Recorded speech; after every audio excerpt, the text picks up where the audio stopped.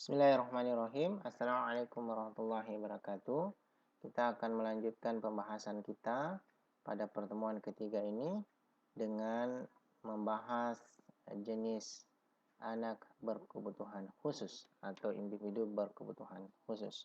Setelah ini diharapkan teman-teman bisa memahami dan mengidentifikasi apa saja yang termasuk ke dalam anak berkebutuhan khusus atau individu berkebutuhan khusus. Setidaknya ada 3 yang akan kita pahami. Yang pertama ABK fisik, yang kedua ABK mental, dan yang ketiga adalah ABK ganda. Kita akan coba lihat satu persatu. ABK fisik itu diantaranya adalah tunanetra. Tunanetra itu berarti kemampuan penglihatan yang berkurang atau tidak bisa memaksimalkan ketidakmampuan dalam memaksimalkan indera penglihatan, tentu saja matanya, ya. Kemudian yang kedua adalah tunarungu wicara. Tunarungu wicara ini adalah ketidakmampuan seseorang dalam memaksimalkan atau mengoptimalkan indera pendengaran, ya, atau biasa disebut dengan tuli, dan juga bicaranya dalam memproduksi kata ataupun kalimat.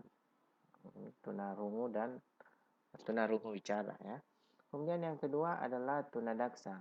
Tunadaksa ini adalah hilangnya salah satu organ dalam tubuh. Ya, misalkan kita lihat ada beberapa yang menggunakan kursi roda, itu bisa disebut sebagai tunadaksa. Ataukah pakai tongkat, itu juga tunadaksa, ya. Ada bagian tubuh yang tidak normal seperti pada umumnya. Kemudian kita lihat jenis yang kedua, yaitu ABK mental.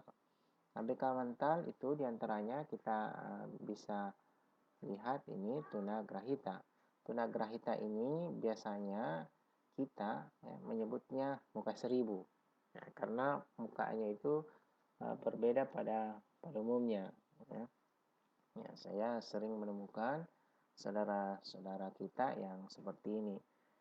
Kalau di tes IQ, IQ-nya sekitar 70 ke bawah, ya, pakai Stanford Binet, itu salah satu tes IQ, itu kecenderungannya akan seperti itu. Kemudian yang kedua adalah tunalaras. Ya. Tunalaras itu bisa dibagi dua. Yang pertama karena yang biasa disebut nakal, ya, karena dia sangat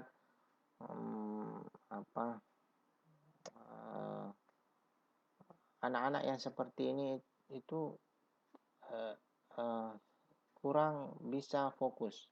Jadi banyak melakukan gerakan diiringi dengan perkataan. Nah, itu biasa disebut sebagai tunalaras sosial, ya, ketidakmampuan mereka untuk beradaptasi dengan lingkungan. Kemudian yang kedua, yang sebaliknya, tunalaras yang mereka itu minder, ya, tidak bisa bergaul dengan orang lain, ya, sulit untuk melakukan komunikasi dengan orang lain, itu termasuk juga dalam tunalaras. Kemudian yang ketiga adalah anak lamban belajar, ya. Anak lamban belajar ini kalau di tes IQ sekitar 70 sampai 90 IQ-nya.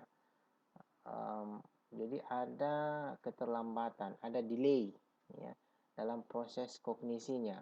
Jadi biasanya ya orang kan kemudian menyebutnya bodoh, ya, kalau tidak tahu orang akan menyebutnya kamu bodoh sekali, padahal mereka punya penerimaan informasi yang lambat. Nah, memang butuh perlakuan pendekatan yang sangat butuh ketekunan, apalagi kalau dalam konteks pendidikan. Guru melihat orang-orang yang lamban belajar ini, mereka akan mengira, wah kamu bodoh sekali, gitu ya, dicap bodoh sekali. Kemudian yang kedua adalah anak yang berbakat atau gifted atau special talents. Ya, mereka punya banyak atau beragam bakat. Nah, kalau di tes IQ ini sekitar 140 ke atas. Mereka memang cerdas, ya, mereka cerdas. Nah, mereka juga disebut sebagai anak yang berkebutuhan khusus. Punya uh, punya uh, karena ini berbeda pada umumnya, ya. Mereka harusnya, tetapi mereka kelemahannya biasanya kurang bisa self manajemennya, ya, manajemen dirinya yang agak kurang. Pintar, cerdas sekali, tetapi memanajemen diri agak kurang bisa. Jadi fokus pada satu talent itu mereka kurang mampu. Nah, pada bagian itu konselor bisa membantunya. Nah, terus yang kedua, anak hiperaktif. Nah, anak hiperaktif ini jadi eh, penggunaan kata hiperaktif ini juga hati-hati, ya, karena saya sering kali mendengar anaknya hiperaktif sekali, ya, itu hati-hati, ya. Jadi hiperaktif itu penggunaan yang cocok, yang sesuai kalau kita menyebutkan anak hiperaktif itu mereka memang gerakannya non-stop, ya, perkataannya non-stop, dan terkadang juga eh, apa perkataannya ya tidak nyambung. Diajak A, dia bicara B. Nah, itu yang anak-anak yang hiperaktif. Kemudian anak autis, ya. Berikutnya ini anak autis. Anak autis ini ya karena neuro neuro apa neurobiologisnya yang agak berbeda, ya. Ada uh, mereka ini sebenarnya tidak cocok untuk disekolahkan di sekolah luar biasa. Biasanya mereka dibawa juga ke SLB, padahal sebenarnya tidak cocok, ya, yang autis ini. Jadi kalau dikatakan bodoh tidak juga, ya. Nah, ini yang termasuk dalam ABK mental. Kemudian yang ketiga adalah ABK ganda yang punya kelainan, punya keterbatasan lebih dari satu, bisa dua ataupun tiga. Itu yang disebut sebagai ABK ganda. Nah, inilah teman-teman, mudah-mudahan dari penjelasan singkat ini kita bisa memahami beberapa atau mengidentifikasi, setidaknya punya bayangan ABK tetangga saya atau orang yang pernah saya lihat, oh ternyata dia masuk ABK fisik, atau dia ABK mental, atau dia biasa, atau dia ABK ganda.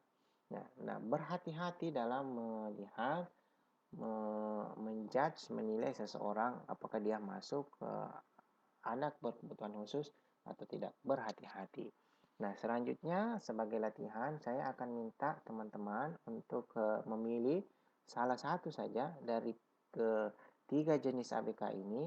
Anda pilih satu, kemudian Anda cari minimal 2 jurnal. Jadi minimal 2, mau lebih juga nggak apa-apa. Minimal 2 jurnal Anda review, Anda pelajari hasil review itu, Anda cari tahu apa sih sebenarnya